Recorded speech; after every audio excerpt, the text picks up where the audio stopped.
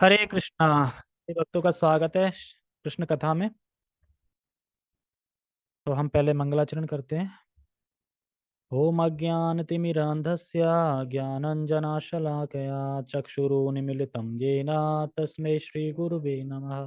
श्रीचैतन्यमनोभीष्टं स्थापितं येन भूतले स्वयं रूपः कदा मह्यं ददाति स्वपदान्तिकं।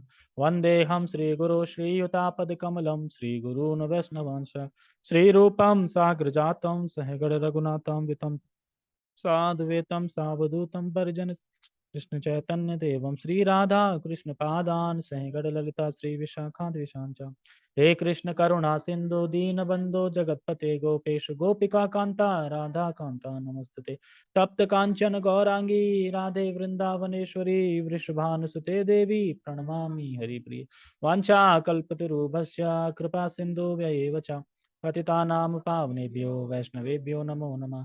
जय श्री कृष्ण चैतन्य प्रभु नित्यानंद श्री अद्वैत गदाधर श्रीवासादि गौर भक्त वृंद। हरे कृष्णा कृष्णा कृष्णा हरे हरे हरे राम राम राम हरे हरे। रामाय रामभद्राय रामचंद्राय वेद से रघुनाथाय नाथाय सीताय पते नमः।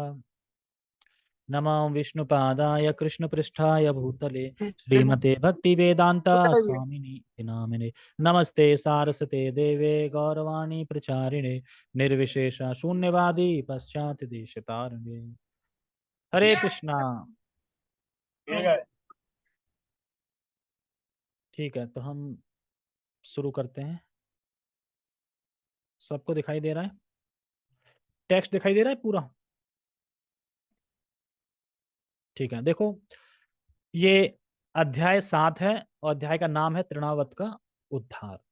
ठीक है, तो हम इसको पढ़ेंगे, जस्ट रीडिंग करेंगे और कुछ समझने का प्रयास करेंगे, अगर समझा कुछ लगेगा मुझे, जितना मुझे आता है उसके अनुसार। ठीक है। ओम नमो भगवते वासुदेवाय। ओम नमो भगवते वासुदेवाय। भगवान श्री कृष्ण सदैव ही षड ऐश्वर्यों से ओत प्रोत रहते हैं। ये हेमलता बताएगी षड ऐश्वर्य क्या है। नाम बताओ।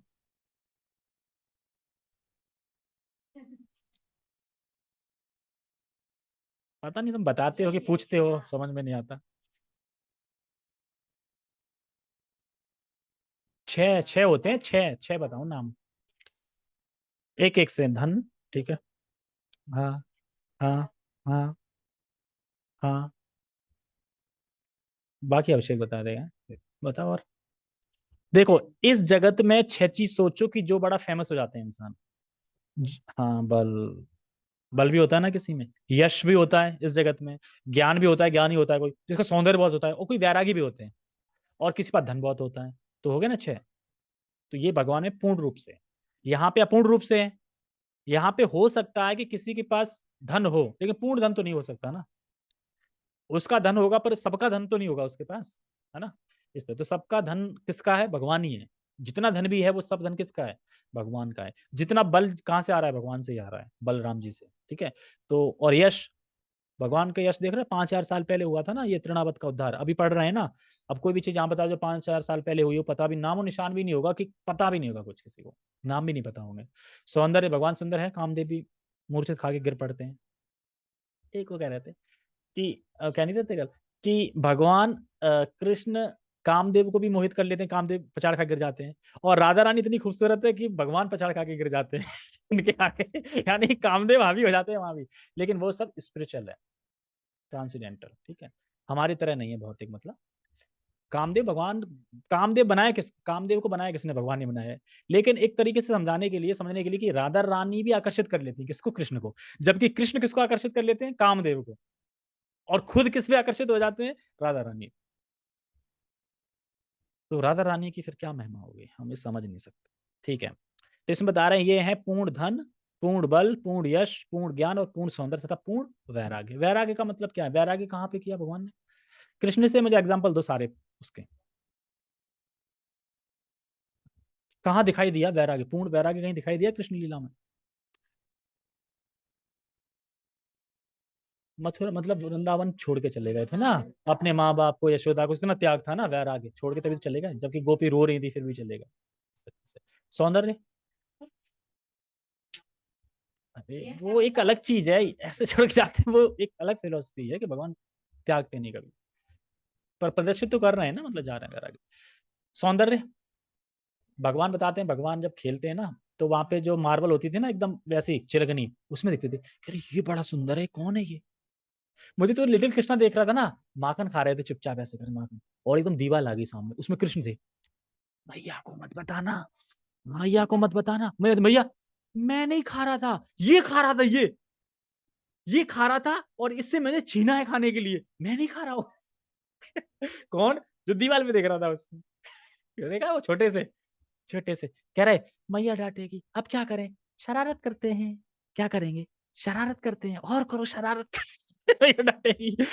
लिटिल कृष्णा बहुत अच्छा लगता है, उसकी अलाउमेंट है इस्कॉन में कि लिटिल कृष्णा देख सकते, ठीक है, ओके। तो भगवान विभिन्न पूर्ण शाश्वत अवतारी रूपों में प्रकट होते हैं, समझा है। बद्ध जीवात्मा को इन अवतारों में भगवान के दिव्य कार्यकलापों के विषय में सुनने का अवसर प्राप्त होता रहता है। भगवत गीता में कहा गया है, जन्म करम चमे दिव्यम एवं यो वेत्ति तत्वतः त्यक्त्वा देहम पुनर्जन्मम नामेति नमेति नहीं ना नेति मामेति सो अर्जुन। यार अटक क्यों जाता, क्या,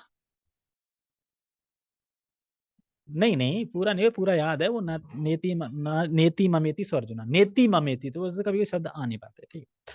तो भगवान की लीलाएं तथा कार्यकलाप संसारी नहीं है, हमें ये समझना सबसे पहले। लेकिन जैसे ही हम कभी कृष्ण बुक पढ़ते हैं, तो जैसे ही भगवान कृष्ण की या कोई भी होते, तो हम कैसे कंपेयर करते हैं, भौतिक उसके मतलब उस पर ले लेते हैं ना, उसका चलता है, हाँ ऐसा उठाया हो, लेकिन हम ट्रांसलेशन समझ ही नहीं पाते, इसी को बोल रहे हैं दिव्यम, भगवान की लीला दिव्य है सब, वहाँ जो कुछ भी हो रहा है सब दिव्य है। भगवान की लीला तथा कार्यकलाप संसारी नहीं है, वे भौतिक बोध से परे हैं, किंतु बद्ध जीव इन असाधारण कार्यकलापों के श्रवण से लाभान्वित हो सकता है। श्रवण एक अवसर है, मतलब कि श्रवण जो होता है, अगर कोई कर रहा है नियमित रूप से सुना, तो ये अवसर है तुम्हारे लिए कि तुम कहीं ऊपर भक्ति में बढ़ सकते हो, धाम जा सकते हो, अवसर है ये। लेकिन हम सोचते हैं अरे श्रवण मत कराओ, बाकी खाली बैठा लो, खाली बैठ लेंगे। जैसे कि अगर मैं भी कथा बंद कर दूं और आधे घंटा ऐसी गप्पे मतलब स्टार्ट हो जाए की, तो कितनी जल्दी टाइम पास होगा, कितना मन लगेगा बड़ा, और चलता रहने दो, चलता रहने दो, चलता रहने दो। खासकर निंदा, उस भक्त ने ऐसा कर दिया, उस भक्त ने ऐसा कर दिया, वो ऐसा हो गया, कौन सुनने, कान खड़े हो जाएंगे तुरंत सुनने के लिए। और जैसी फिलोसफी की बात हो ना, तो कान बैठ जाएंगे, अरे यार कितनी देर और लगेगी। लास्ट में जो चीज होती है वही सबसे अच्छी लगती है, यहाँ लास्ट में वो चीज है नहीं, लास्ट में प्रसाद, मैन तो प्रसाद ही है ना। प्रभु जी कह रहे हैं ठीक है बाकी सब छोड़ो, मैन पॉइंट पे आओ, हाँ तो फीस्ट में क्या क्या बनेगा। ये तो बहुत बार खा लिया है, इस बार अलग कुछ।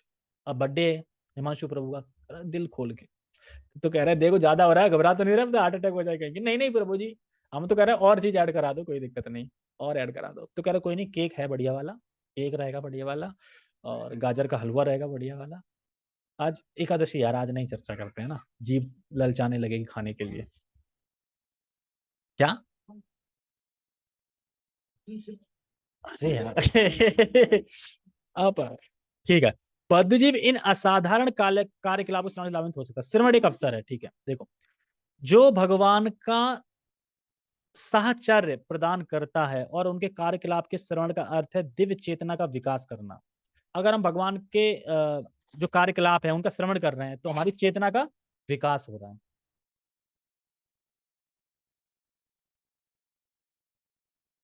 हरे कृष्णा, अरे बात करिए, बोले मैं क्लास कर रहा हूँ, राधा किंकरी माता जी है, बोलिए। हाँ माता जी, बोलो ना, थोड़ी देर में फोन करता हूँ। एक्चुअली माता जी जो क्लास कर रहे हैं।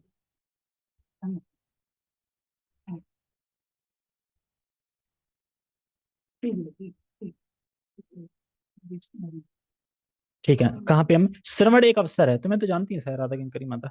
श्रवण एक अवसर है जो भगवान का सहचार्य प्रदान करता है। सहचार्य समझते हैं? हाँ वही है दीप्ति माता, उनका नाम राधा किंकरी है ना उसपे। हाँ सहचार्य मतलब भगवान के जो कार्यकलाप है हम सुन रहे हैं, एकदम सहचर्य नहीं होता कि भाग ले रहे हैं उसमें, इस तरीके से उस टाइप का समझ ले। श्रवण एक अवसर है जो भगवान का सहचर्य प्रदान करता है, मतलब उनका साथ प्रदान करता है, उन्होंने क्या क्या किया, लीलाएं सब प्रदान करता है।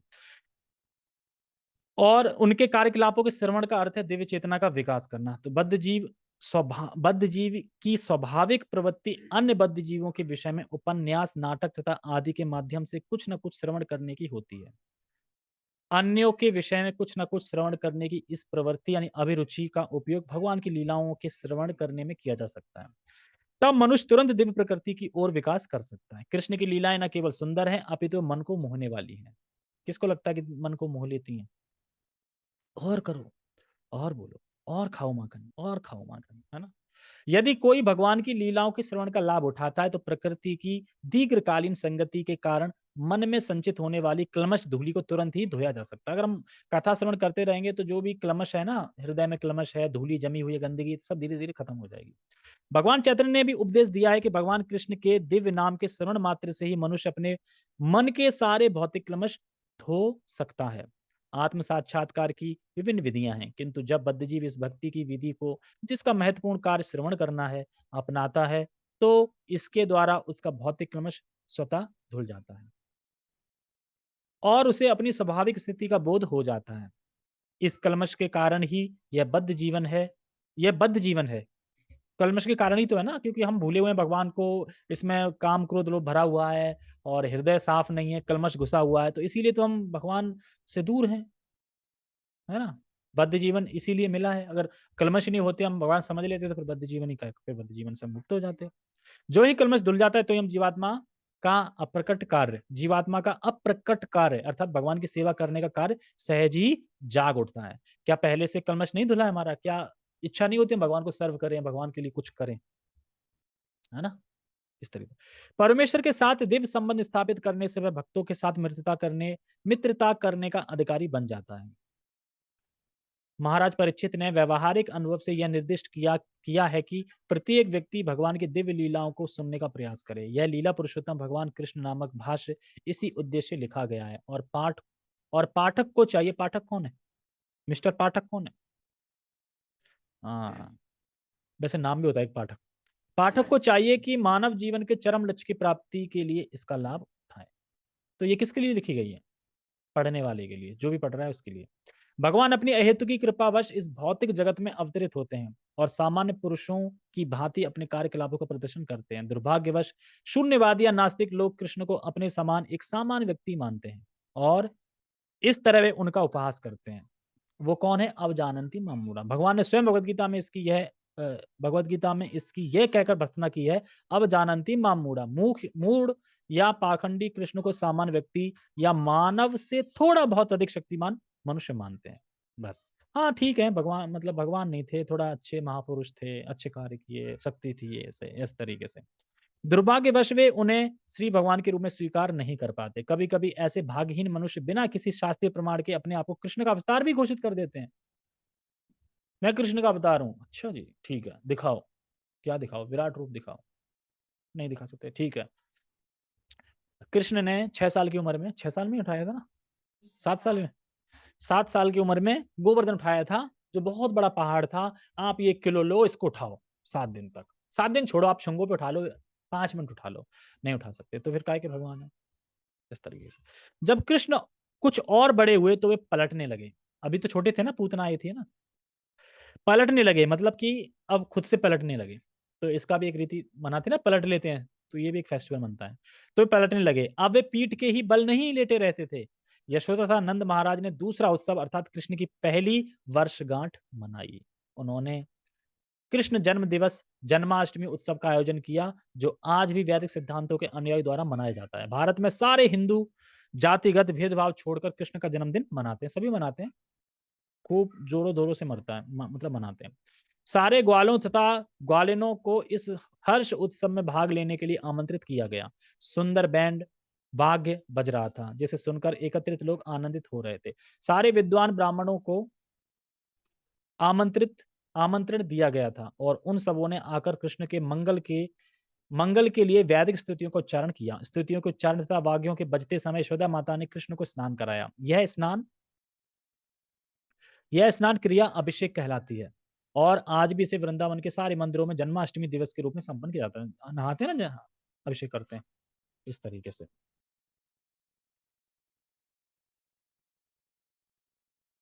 कितना ये तो बहुत है, थोड़ा नहीं, मैं ऐसा पढ़ना चाह रहा हूँ कि 2 दिन में हो जाए पूरा। इस अवसर पर माता यशोदा ने प्रभुत अन्न राशि का वितरण किया और विद्वान पूज्य ब्राह्मणों को दान में देने के लिए स्वर्णाभूषणों से सज्जित उत्तम गायें तैयार की गई। यशोदा ने स्नान करके सुंदर वस्त्र धारण किए और वे भली भांति नहलाए तथा सज्जित बालक कृष्ण को अपनी गोद में लेकर ब्राह्मणों द्वारा उच्चारित वैदिक स्तुतियां सुनने के लिए बैठ गई।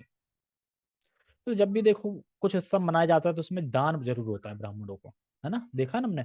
जब भी हम निर्जला एकादशी रखते हैं तो उसके बाद भी ब्राह्मणों को कुछ दान देना चाहिए, या फिर कोई भी फेस्टिवल आता है उसमें दान की बहुत महिमा है, दान करना चाहिए। इसलिए भगवान कहते हैं यज्ञ दान तपस्या नहीं त्यागनी चाहिए, दान हमें शुभ अवसर पे देना चाहिए, कितना भी दें जितना जिसकी स्थिति हो। जैसे देखो भगवान ये नहीं देखते कि तुम दे कितना रहे हो, भगवान क्या देखते हैं, तुम अपनी पॉकेट में कितना रखे हो, बस। तुम कितना दे रहे हो इससे मतलब नहीं है, तुम अपने लिए कितना रखे हो, उससे वे लगा लेते हैं कि तुम्हें कितना देना चाहिए। आपको 1 लाख की सैलरी है, दे दिया 100 रुपए भगवान को अपने पॉकेट में रख लिया 99,900, तो भगवान नहीं देख रहे यार ये क्या है, कंजूस है। और किसी ने 100 रुपए दिए पर उसकी जेब में 1,000 रुपए ही है, तो भगवान कहें बहुत दे दिया इसने, दीने दोनों ने 100-100 ही दिए ना, लेकिन ज्यादा किसके हैं, जिसके पास 1,000 है पॉकेट में। तो क्या देखते हैं भगवान, बचा के कितना रखा है उसको देखते हैं। वैदिक स्तुतियां सुनते सुनते कृष्ण को गहरी नींद लग गई, अतः माता चुपके से जाकर उन्हें बिस्तर पर लिटाई। इस शुभ अवसर पर सारे मित्रों संबंधित वृंदावन वासियों का स्वागत करने में व्यस्त रहने के कारण यशोदा जी बालक को दूध पिलाना भूल गई। बालक भूख के मारे रो रहा था, किंतु जन रव के कारण के बालक की रोना ना सुन पाई, मतलब बहुत बहुत शोर हो रहा था। अतः बालक जन क्रुद्ध हुआ क्योंकि वह भूखा था और माता उसकी ओर ध्यान नहीं दे रही थी, अतः वह अपनी टांगे ऊपर उठाकर चरण कमलों को सामान्य बालक की तरह पटकने लगा। बालक कृष्ण को एक छकड़े के नीचे रखा गया था, छकड़ा, और जब वे अपने पांव पटक रहे थे तो अकस्मात उनका पांव छकड़े के पहिए से छू गया, जिससे छकड़ा चूर चूर हो गया। अगर यहाँ हो गया तो भागे भूत भूत कौन- ऐसे ही होगा ना। लेकिन वहां क्योंकि देखो आज पढ़ रहे थे ना अपन उसमें चेतन चेतामित में, जब साख्य भाव आ जाता है ना तो साख्य भाव में भगवान में और साख्य भाव जितने भी हैं उनमें सामान्यता आ जाती है। मतलब भगवान भगवान नहीं है, अपने मित्र टाइप है। मित्र टाइप में मतलब तुम कोई भगवान नहीं हो, हम तुम्हें कंधे पे भी चढ़ रहे हैं, सब मतलब सामान्य भाव आ गया सब पे। लेकिन जब दास से भाव में रहते तब रहते हैं स्वामी है, हम दास हैं, स्वामी है, ये होता है। और वात्सल्य भाव में और ऊपर चढ़ जाते हैं, उससे भी गहरा। और माधुर्य भाव में तो भगवान से कुछ भी बोल सकते हैं, अपना जो भी रियलाइजेशन है, कुछ भी दिल की बात है, सब जैसे मित्र नहीं होते एकदम बंधे हुए मित्र तैसे, वैसे करके। और वही सर्वोत्तर मतलब जो रस है वही है माधुर्य रस, परम वही है। तो छकड़े पर अनेक प्रकार के पात्र तथा पीतल तथा अन्य धातुओं की बनी थालियां संचित थी और वे सब धड़ाम से नीचे गिर गईं। छकड़े का पहिया धुरे से निकल गया और पहिए के सारे आरे टूटकर इधर उधर छितर गए। माता यशोदा तथा समस्त गोपियां एवं नंद महाराज तथा सारे ग्वाले आश्चर्यचकित थे कि यह छकड़ा किस तरह स्वतः टूट गया। अब कोई कोई ये अंदाजा लगाएगा कि पांव लगने से टूट गया, नहीं लगा सकता। लेकिन ये सोचो कि कृष्ण को कुछ नहीं हुआ, कृष्ण तो नीचे लेटे थे ना, वो छकड़ा ऊपर गया फूट गया।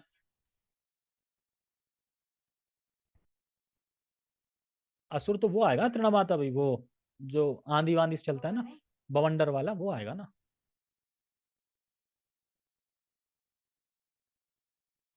तो शायद प्रभुपाद जी यहाँ भूल गए शायद लिखना और जो लिखा है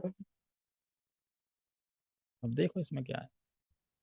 लिटिल कृष्णा में क्या दिखाएगा, छकड़ा कब फेंकते हैं ना। लिटिल कृष्णा में वो कंस का वध भी नहीं दिखाएगा ना, नहीं आया ना, बना नहीं पाया। मुझे लग रहा भक्त शायद लग रहा शरीर छोड़ के चले गए वो, बना नहीं पाए पूरा, नहीं तो पूरा बनता तो और अच्छा होता ना। माता शत समस्त गोपियां नंद एवं महाराज सारे ग्वाल चकित थे। हाँ ठीक है, टूट गया। इस पावन उत्सव में समागत सारे स्त्री तथा पुरुष छकड़े के चारों ओर एकत्रित हो गए और सुझाव देने लगे कि यह छकड़ा किस तरह टूटा होगा। अब देखो उनकी बातें सुनो कैसे टूटा है, किंतु कोई भी इसका कारण नहीं जान पाया। हाँ, कुछ छोटे छोटे बच्चों ने, जिन्हें नन्हे कृष्ण के साथ खेलते रहने का काम सौंपा गया था, भीड़ को बताया कि पहिए में श्री कृष्ण का पांव लग जाने से ऐसा हुआ है कोई मानेगा। बालकों ने भीड़ को आश्वस्त किया कि उन्होंने अपनी आंखों से देखा है कि वह कब कैसे हुआ, और वे सब इसी पर बल दे रहे थे। कुछ लोग कुछ लोग तो ध्यान से छोटे बच्चों के बयान सुन रहे थे, किंतु दूसरों ने कहा आप इन बच्चों के कहने पर कैसे विश्वास कर सकते हैं। ग्वाले ने ग्वालिने यह जान न पाई कि सर्वशक्तिमान भगवान वहां बाल रूप में लेटे हुए थे और वे कुछ भी करने में समर्थ थे। संभवा तथा संभव दोनों ही उनके वश में थे। जब इस तरह विवाद चल रहा था तो बालक कृष्ण रो पड़े। माता यशोदा ने बिना प्रतिवाद के बालक को अपनी गोद में उठा लिया और भूत प्रेत दूर करने के लिए वैदिक स्थितियों का चरण फिर से कराने के लिए विद्वान ब्राह्मणों को बुलावा भेजा।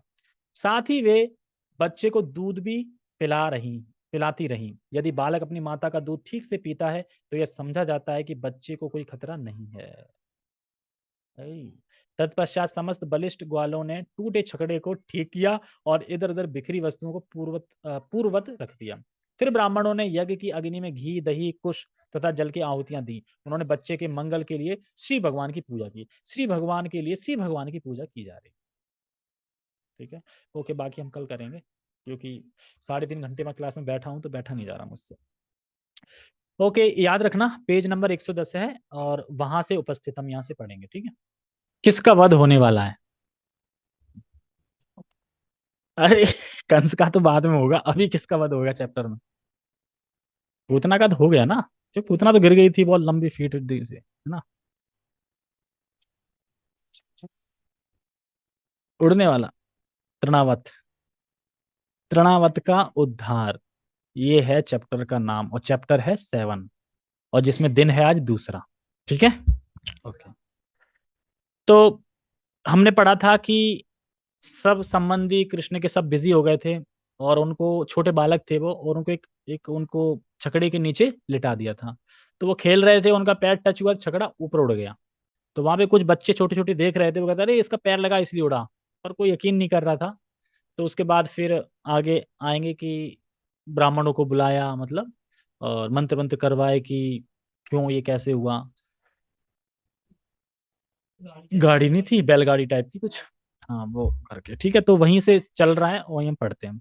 ओम नमो भगवते वासुदेवाय, ओम नमो भगवते वासुदेवाय। हम यहाँ से पढ़ेंगे वहां पर उपस्थित सारे ब्राह्मण सुपात्र थे क्योंकि वे ईर्ष्याहीन थे। कहाँ पे खड़े? जब ये भगदड़ मच गई थी, मतलब वो छकड़ा उड़ गया था, तो वहां पे कुछ ब्राह्मण भी थे जो सुपात्र थे। उन्होंने कभी असत भाषण नहीं किया था। किसने? ब्राह्मणों ने। वे घमंडी नहीं थे, वे सब के सब हिंसावादी एवं प्रमाणिक थे। अतः ऐसा कोई कारण न था कि उनके आशीर्वाद व्यर्थ जाएं, क्योंकि जब ये हो गया था तो इनसे आशीर्वाद दिलाया गया था कृष्ण को कि कुछ दिक्कत ना हो, कुछ होना। तो वही सब बता रहे थे कि संकट आ रहे हैं फिर भी कृष्ण कुछ हो नहीं रहा है, क्योंकि जो ब्राह्मण थे वो असत्य भाषण नहीं करते थे, उनके आशीर्वाद थे इस तरीके से।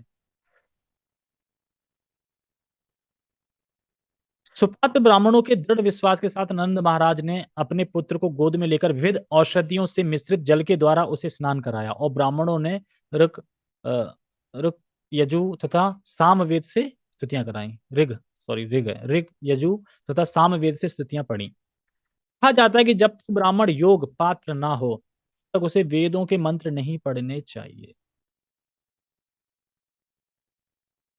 यहाँ पर इस यहाँ पर इसका प्रत्यक्ष प्रमाण है कि वे ब्राह्मण समस्त ब्राह्मण लक्षणों से संपन्न थे। मतलब कहने का यह है कि जो ब्राह्मण है वो फेक नहीं थे, प्रमाणिक ब्राह्मण थे। नंद महाराज को भी उन पर पूर्ण श्रद्धा थी, फलतः उन्हें वैदिक मंत्रोच्चार द्वारा अनुष्ठान करने की अनुमति प्रदान की गई। यद्यपि विभिन्न कार्यों के लिए भिन्न भिन्न प्रकार के यज्ञों का विधान है, किंतु सारे मंत्रों का उच्चारण सुपात्र ब्राह्मण द्वारा ही होना चाहिए। अब देखो, सुपात्र ब्राह्मण के द्वारा उच्चारण होना चाहिए तब वो काम करता है, लेकिन कलयुग में सुपात्र ब्राह्मण नहीं मिल पाएंगे, उच्चारण नहीं हो पाएगा सही। ठीक है, तो इसलिए यज्ञ वगैरह वैध है क्योंकि लोग हैं नहीं, मतलब इसलिए हरिनाम संकीर्तन है, उसे करो, वो कोई भी कर सकता है। क्योंकि इस कली काल में ऐसे सुपात्र ब्राह्मण उपलब्ध नहीं है, अतः समस्त वैदिक यज्ञ अनुष्ठान वर्जित हैं। वर्जित का मतलब क्या है? बेकार। जैसे कहीं कहीं हम जाते हैं रास्ते में तो लिखा होता है ये रास्ते पे जाना वर्जित है, मतलब क्या है? हाँ, मना है, वर्जित है, पाबंदी है। पाबंदी बोल सकते हैं हिंदी में ना, पाबंदी मतलब। तो ये अनुष्ठान यज्ञ वो सब ये पाबंदी है, ये नहीं कर सकते। करेंगे क्योंकि शुद्ध नहीं है, इसलिए। इसलिए श्री चैतन्य महाप्रभु ने इस युग के लिए केवल एक प्रकार के यज्ञ की संस्तुति की है, और वह है सोते रहना और खाते रहना। मंत्र सुना है? नया मंत्र है ये। ये तो हमें रीति के हिसाब से, समाज के हिसाब से करना होता है और करते भी हैं, लेकिन अब कितना सफल हो रहा है? अगर सफल ही होता तो फिर हस्बैंड वाइफ में लड़ाई क्यों होती है? पूरी तरीके से सही नहीं होता, लेकिन फिर भी हाँ करते हैं। लेकिन इस्कॉन में फिर भी सही तरीके से होता है, फिर भी वो इसलिए कराते ताकि और लोग ये ना सोचे कि ये अलग है हमसे, ये अलग ही है यार, ये कुछ करते नहीं है ना, कौन आएगा? इसलिए वो बना रहा, उतना ज्ञान भी है और सही भी है। लेकिन पक्का है कि हरे कृष्ण साय से, कीर्तन से, और करते भी कैसे हैं? अगर हरे कृष्णा तो पूरा आ जाता है उसमें। हाँ तो फिर भक्ति थे, भक्तों से तो हरे कृष्ण हुआ ना, तो हरे कृष्ण कीर्तन हो जाता है, लेकिन बाकी लोग हरे कृष्ण कीर्तन नहीं कराते, बाकी सब करा लेते। इसलिए श्री चैतन्य महाप्रभु ने इस युग में केवल एक प्रकार के यज्ञ की संस्तुति की है, और वह है संकीर्तन यज्ञ, अर्थात हरे कृष्ण महामंत्र का जाप। अब जिसको ये सुनाई दे रहा हो कि सोना और खाना, तो वो खा सकता है, ठीक है। जब ब्राह्मणों ने वैदिक स्तुतियों का उच्चारण किया और दूसरी बार विधि विधान संपन्न कराया, तो नंद महाराज ने पुनः उन्हें प्रभूत अन्न तथा गाय प्रदान में दे दी, दान में दे दी। दान दी गई सारी गायें सुनहरे गोटों वाले वस्त्रों से आभूषित थी, उनके खुर चांदी के पन्नों से मढ़े थे। चांदी के पन्ने कितना महंगा होगा अब? चांदी का पन्ना, अच्छा वो, और सोने का पन्ना, पन्ना लिखा है, अच्छा। उनके खुद चांदी के पत्रों, अच्छा पत्रों से मढ़े थे। उनके सींग सुनहरे छल्लों से सजाए गए थे, और उनके गलों में फूलों के हार पड़े थे। उन्होंने अपने सुंदर पुत्र के कल्याणार्थ अनेक गायों को दान किया, और बदले में ब्राह्मणों ने हार्दिक आशीर्वाद दिया। ब्राह्मण द्वारा प्रदत्त ये आशीर्वाद कभी निष्फल नहीं हो सकते थे। एक दिन इस उत्सव के तुरंत बाद, जब माता यशोदा, एक उत्सव हो रहा था जिसमें ये सारा कुछ हुआ था, माता यशोदा बालक को अपनी गोद में लेकर दुलार रही थी, तो बालक बहुत भारी लगने लगा, यानी वजन बढ़ा लिया कृष्ण ने, और वे उसे उठाने में असमर्थ अनुभव करने लगी। अतः उन्होंने इच्छा न होते हुए भी उसे जमीन पर बिठा दिया। थोड़ी देर बाद वे गृह कार्य में व्यस्त हो गई। उसी समय कंस का एक भक्त, जिसका नाम तृणावत था, कंस के आदेशानुसार बवंडर के रूप में वहां प्रकट हुआ। उसने बालक को अपने कंधे पर चढ़ा लिया, और सारे वृंदावन के ऊपर एक भारी अंधड़ उत्पन्न कर दिया। सबको दृश्य याद आ रहा होगा, आ रहा है, कृष्ण लिटिल कृष्णा में देखा होगा। हाँ, और फलस्वरूप सारे लोगों की आंखें धूल से भर गईं। क्यों? इतना हवा उड़ गई, धूल तो होगी। और संपूर्ण वृंदावन क्षेत्र इतने गहन अंधकार से पूर्ण हो गया कि कोई किसी को देख नहीं सकता था। इस महान उत्पात के समय माता यशोदा को अपना बच्चा नहीं दिखाई पड़ा, क्योंकि उसे तो बवंडर उड़ा ले गया था। अतः वे करुणा करके रोने लगी। वे पृथ्वी पर उसी प्रकार गिर पड़ी जिस प्रकार बछड़ा खो जाने पर गाय बेहोश हो जाती है। जब यशोदा इस तरह विलाप कर रही थी, तो सारी ग्वालें तुरंत वहां आ गईं और बालक की खोज करने लगी, किंतु वे बालक को नहीं पा सकी। अतः निराश उठी, तृणावत दानव बालक कृष्ण को कंधे पर उठाकर आकाश में बहुत ऊपर चला गया था, किंतु बालक ने अपना भार इतना बढ़ा लिया कि सहसा वह और ऊपर नहीं जा सका। अतः दानव को अपना उत्पात बंद करना पड़ा। बालक कृष्ण ने अपने को इतना भारी बना लिया कि दानव अपनी गर्दन पकड़कर नीचे बैठने लगा। तृणावत को लग रहा था कि यह बालक मानो विशाल पर्वत हो। वह उसके चुंगल से निकलने का प्रयास करने लगा, किंतु मतलब वो नीचे आना चाह रहा था ऐसे करके, मतलब नीचे आना चाह रहा था, लेकिन कृष्ण के कंट्रोल में था वो। और कृष्ण ने सीधे पता नहीं गर्दन में ऐसे उंगली डाल के, पता नहीं कैसे, आंखें, पूरी आंखें बाहर निकालनी उसकी, और जमीन पे गिर पड़ा। और जमीन पे पता कहाँ गिरा? पत्थर पे। पूरी उसकी बॉडी क्षतिग्रस्त हो इस तरीके से। सहसा वह कहाँ पे थे? हाँ, आकाश में बहुत ऊपर चला गया था, किंतु बालक ने अजय पढ़ लिया। तृणावत को लग रहा था कि यह बालक मानो विशाल पर्वत हो। वह उसके चुंगल से निकलने का प्रयास करने लगा, किंतु ऐसा नहीं कर पाया। उसके नेत्र गोलक बाहर निकल आए। वह चित्कार करता हुआ वृंदावन की भूमि पर गिरकर मर गया। यह असुर शिव जी के बाणों से बिंधा पूरा सुर के ही समान गिर पड़ा। वह पथरीली भूमि पर गिरा था, अतः उसके अंग प्रत्यंग छत विक्षत हो गए। उसका शरीर समस्त वृंदावन वासियों को दिखाई देने लगा, क्योंकि धूल शांत हो गई थी। गोपियों ने असुर को मरा हुआ तथा बालक कृष्ण को उसके शरीर के ऊपर प्रशंसापूर्वक खेलते देखा, तो उन्होंने अत्यंत प्रेम पूर्वक उसे उठा लिया। सारे गोप तथा गोपिकाएं अपने प्राण प्रिय कृष्ण को पाकर अत्यंत प्रमुदित हुई। उस समय वे परस्पर बातें करने लगी कि यह कितने आश्चर्य की बात है कि यह असुर इस बालक को खा जाने के लिए लेकर भागा था। किंतु ऐसा नहीं कर पाया, उल्टे वह गिरकर मर गया। आश्चर्यजनक नहीं लगता? लेकिन तब के लोगों को तब भी नहीं लगी भगवान है, इतना कुछ हो रहा है। उनमें से कुछ ने इस परिस्थिति के समर्थन में कहा, यह उचित ही हुआ, क्योंकि जो पापी होते हैं वे अपने पाप फल से मर जाते हैं। यह बालक पवित्र है, इसलिए सभी प्रकार की विपदाओं से बच सका है। हमने भी पूर्व जन्म में अवश्य ही महान यज्ञ किए होंगे, भगवान की पूजा की होगी, प्रभुत संपत्ति का दान दिया होगा और जनता का उपकार किया होगा। ऐसे पुण्य कर्मों के कार्यों के फलस्वरूप ही यह बालक इस संकट से बच सका है। यानी वो क्या कह रहे हैं कि हमने कुछ ऐसा किया होगा जिसके कारण ये बालक बच गया, मतलब हमने कुछ दान किया होगा, अच्छा किया होगा, है ना, वगैरह वगैरह। वहां पर समवेत गोपियां परस्पर कहने लगी, पूर्व जन्म में हमने कैसी तपस्या की होगी, हमने अवश्य ही भगवान की पूजा की होगी, विविध प्रकार के यज्ञ किए होंगे, दान दिए होंगे और वट वृक्ष लगाने तथा कुएं खोदने जैसे जन कल्याणकारी कार्य संपन्न किए होंगे, जिन पुण्य कर्मों के परिणाम स्वरूप हमें हमारा बालक वापस प्राप्त हो सका, अन्यथा वह मर ही चुका था। अब वह अपने परिजनों को जीवन दान देने के लिए लौट आया है। ऐसी विचित्र घटनाएं देख देख कर नंद महाराज को वसुदेव के वचन पुनः पुनः याद आने लगे कि आप जाओ, कोई उत्पाद ना हो जाए वहां।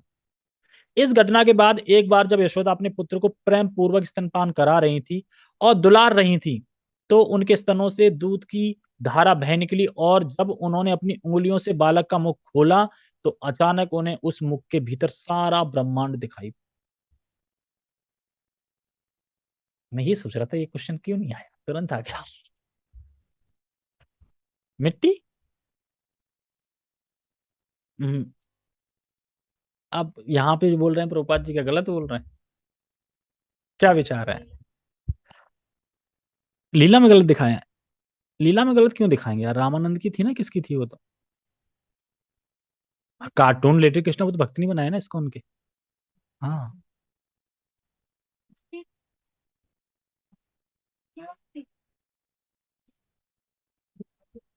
हैं?